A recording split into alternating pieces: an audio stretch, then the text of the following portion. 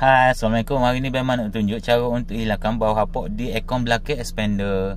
Lepas Bema beli expander ni, lebih kurang 3 bulan aircon dia bau macam hapuk hak belakang ni.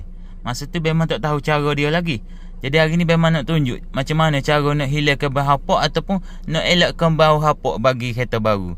Okey, cara dia, aircon ni pastikan sentiasa on walaupun tak ada orang belakang. Sebabnya dalam ni dia ada besi cooling coil. Bila dia ada besi cooling coil, bila kita tak on dia aircon belakang ni, aircon depan dia akan rolling sampai ke aircon belakang.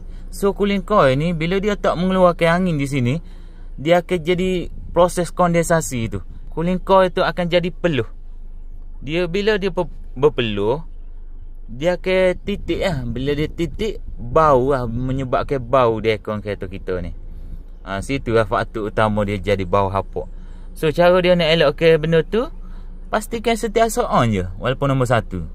Ada orang ke tak ada orang belakang, on je.